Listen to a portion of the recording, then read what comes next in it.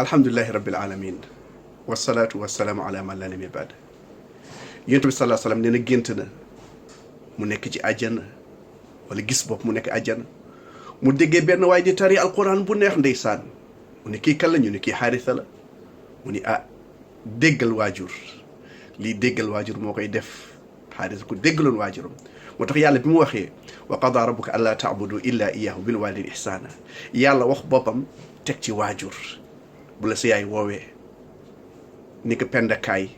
bu li maa ngi wax ak papis attends-moi une minute xaaral tuuti déedéet neel yaay bu